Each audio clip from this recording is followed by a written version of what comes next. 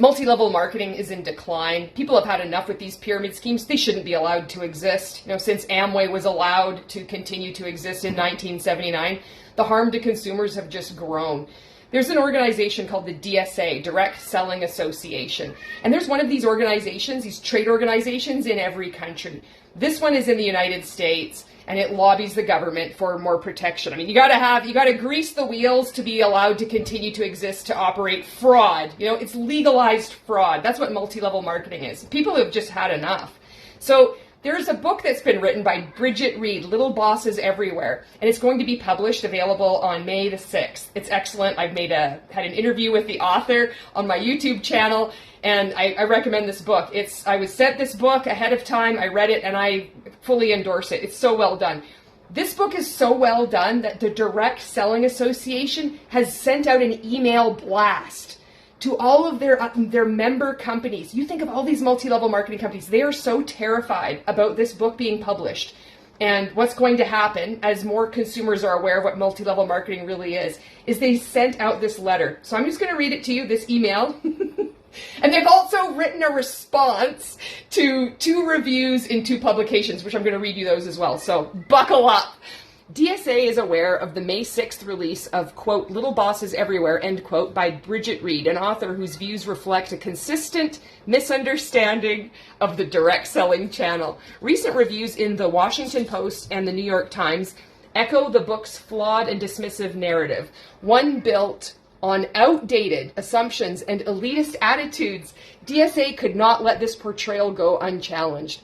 We have submitted responses to the Post's and Times opinion pages to set the record straight and defend the millions of Americans who choose direct selling to support their families, pursue entrepreneurship, and find flexible economic opportunities. You'll find these letters below. We encourage you to read what we've developed and use any language you might find helpful as you wish. As you can see, the Direct Selling Association is also contributing to defrauding millions of Americans and Canadians by perpetuating this myth that earning supplemental income in a multi-level marketing company is possible, when the reality is, and that more and more people are realizing, is that over 99% of people must lose money. That's how these scams are designed.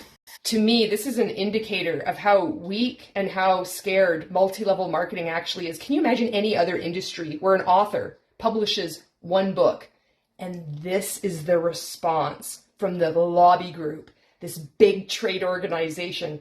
One book, it gets better. This is the rest of the email. Response to the Washington Post. In Becca Rothfield's review of Bridget Reed's Little Bosses Everywhere, both writers paint a grossly inaccurate portrait of direct selling, a sector that continues to grow alongside Americans' interest in modern economic opportunities, and that employs some of the strongest consumer and seller protections across industries.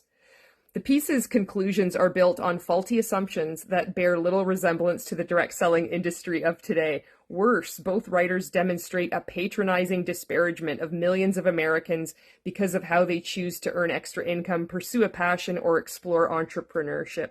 Such condescending attitudes fail to reflect the real values fueling direct sellers.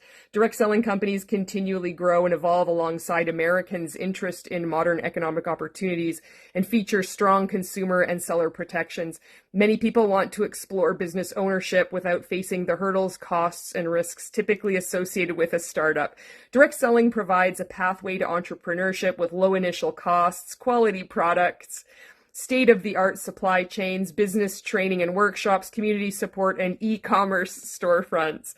And many of the country's most well-known, loved, respected, and successful consumer brands that have been part of the American fabric of business for decades, if not the better part of the 20th century, use direct selling as a means to sell their products to customers. Further, most direct selling models offer generous product guarantees. For instance, Amway. Sorry, I need to take a pause. I didn't read this letter in its entirety. This has taken me by surprise that they're actually quoting Amway. You can't even make this shit up. Amway offers free training and education to all aspiring Amway independent business owners. If someone is dissatisfied with an Amway purchase, the company backs its products with a full refund upon return within 6 months. Those who find direct selling meets their needs and interests do so because it provides them with a flexible, economical, protected way to generate additional income to support their families, and because the community training and support available to them is unmatched in other secondary income opportunities.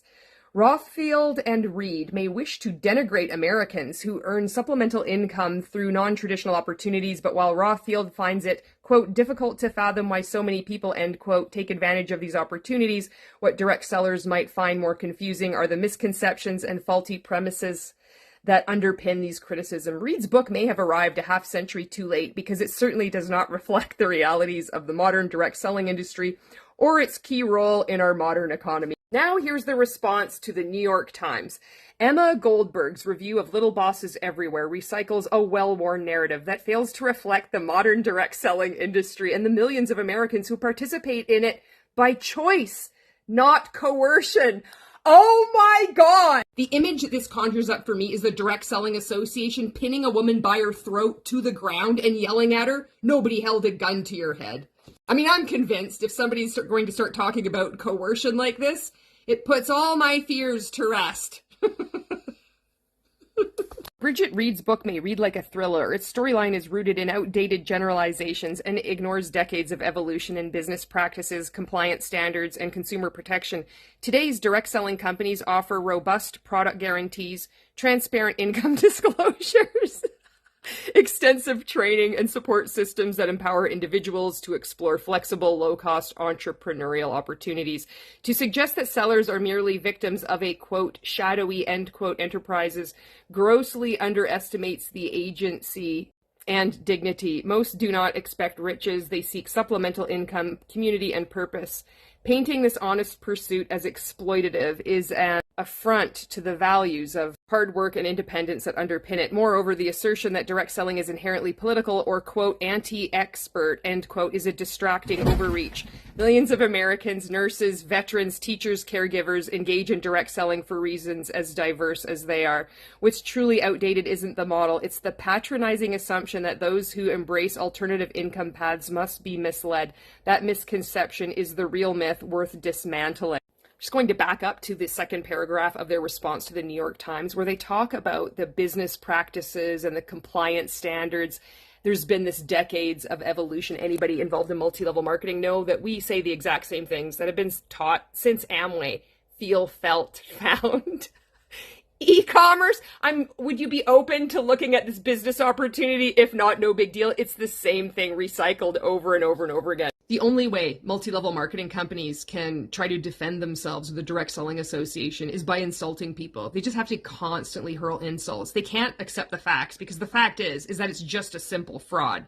They're pyramid schemes. A lot of them are product-based pyramid schemes.